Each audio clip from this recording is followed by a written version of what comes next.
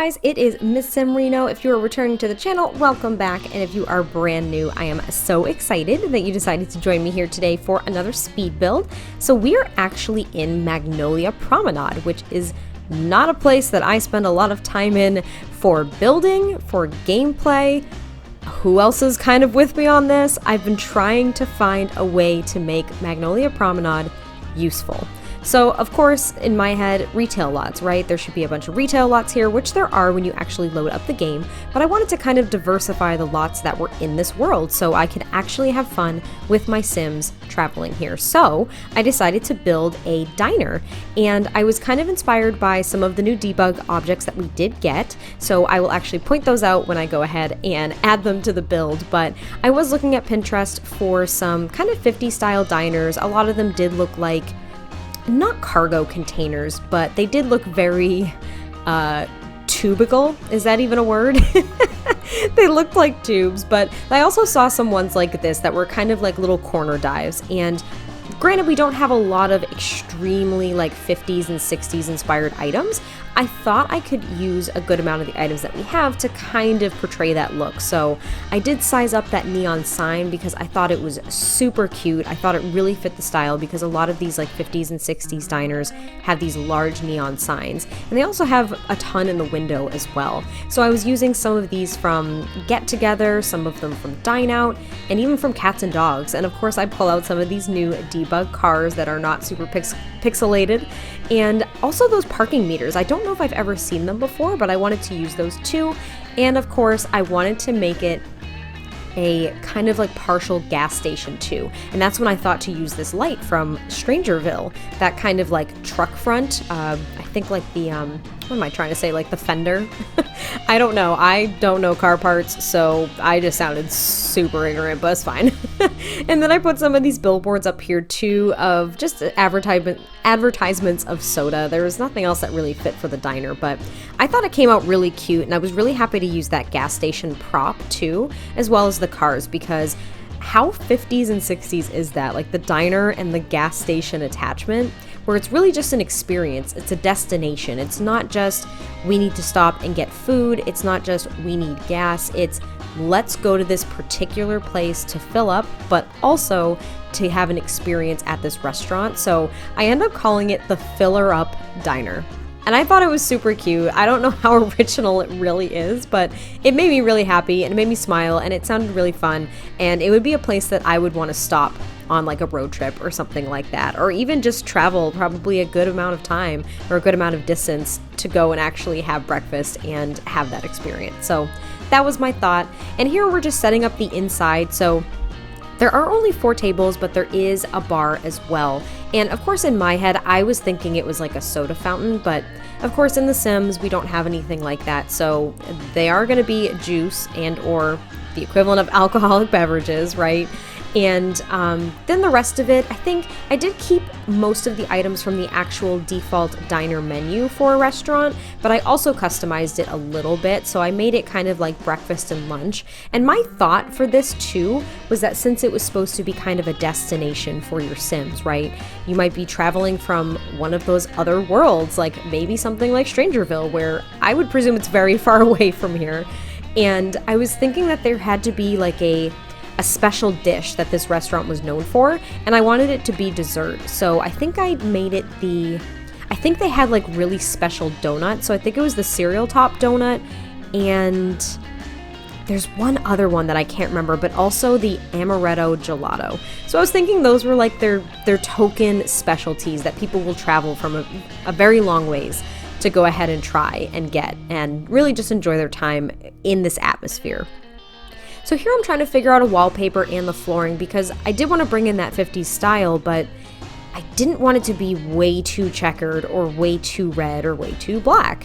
And I did use the checkered pattern in those Parenthood chairs. So at the end of the day, I just chose this red tiled wall and then just used the standard linoleum floor that we have that I think came with base game as well, because the black was a little too dark, the red was a little too overbearing.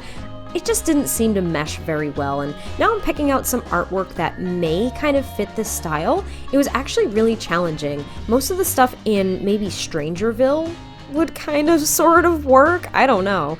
But at least we have these really neat breakfast kind of pieces of art, so the breakfast paintings, if you will. And I wanted to use these lights from the bowling night stuff as well as the lights because that kind of look does work here too. And so it was kind of a mix of bowling night stuff and Get Famous stuff at times to try to achieve this look throughout the entire build. And now we're moving on to really the food prep area, and I didn't just want to toss in the chef stations and the sinks and call it a day. I really like my builds to be fully detailed, so I was trying to think of what else I could add there, and I was like, all right, cool, we'll use these base game countertops. They are definitely retro, as well as the cabinets. And then I realized I was on an angled wall and the gridding doesn't line up for the countertops and the cabinets, as well as the shelves. So you can see they're a little off here, so I kind of shuffle them around here and there just to try to make them line up. Then I realized I was working in the dark, and I never do that, so I added in those overhead lights, and now I'm just pulling out a bunch of kind of kitchen prep clutter. I add those menus to each table because there are a few inspirational restaurants that I had in mind. So where I'm from, we had Johnny Rockets, and I know that they're all over the place, but that was my familiarity, was Johnny Rockets. We also have a few other just kind of local diners that are straight out of the 50s. They're just like these little tin cans with checkerboard floors and jukeboxes. So I was trying to think of the table settings as well, and every single one either had a little jukebox or at least this little plastic menu, which I'm sure a lot of restaurants have, but that's what I wanted to make sure I put something on the tables, not flowers or anything like that. So they just have the menu. And now the shelves are pretty much cluttered up, and I pull out these clocks from bowling night stuff. I tossed 2 of them just as kind of decorations in this food prep area, but I also put one outside above the door too, because I thought that that was kind of a nice touch. And here I realized they don't have any windows, and that sounds very depressing. I would definitely want a window if I were stuck in here just making food all day, which would probably be somewhat fun, but I'd want to be able to look outside every now and then. So I had some windows, and now I'm just picking some artwork, and that's when I decided to use this piece of artwork in the front too, because it's very retro looking. And yeah, the interior is pretty much done until I came to the realization there was no bathroom. I tend to do this a lot. I forget about the bathroom. And granted, there is a public bathroom that your Sims can access from this lot across the street. I figured it's a restaurant. There's always at least a bathroom there. And it's also a gas station. So people are stopping to use the restroom, get gas, get some food. They just kind of seem to all go together. So I do make this kind of little separate bathroom area. And I did struggle with it a little bit, but I ended up making it, I think, very cohesive with the diner itself, with using that flat roof and the half walls, and of course those little overhangs as well above the doors. And I do lift it a little bit as well. I don't want it flat on the ground, and I use the exact same stairs to try to keep it somewhat cohesive. And the bathrooms themselves are very simple, and of course I use the gender neutral bathroom doors because I didn't feel the need to specify, because it doesn't matter. And yeah, that's pretty much it. There's just a toilet and a sink, and I use the same sinks from the food prep area. I don't know if that really works, but yeah, it's alright. And here I'm playing around with the floor because I was trying to use the checkered floor, but it just didn't work, and for some reason that neon sign disappeared, and I don't know, it was kind of a mess, but it was a little chaotic. But all in all, this build was super fun, and I don't know, personally, I've been watching Mad Men, and there was this episode where they stopped at, oh gosh, I wish I could remember the name, but they stopped at this place that was basically a gas station / diner, and it was a destination, not a stop on the way to where you're trying to go. Does that make sense? And I really like that. I really love that time period in a lot of ways. I don't really know why, it just kind of resonates with me. So building this was really fun and kind of nostalgic, even though I definitely was not around the 50s or 60s. It seemed a little nostalgic to me, and now I'm just going ahead and putting a bench outside with some trash cans and just adding some plants and whatnot, just little decorations. So I don't know, you guys will have to tell me what you think of this, if this is something that you would put in your game, and yeah, that's about it. Hopefully you guys liked it, and I'll catch you next time I post a video. Bye! Alright, I said 1 and 2.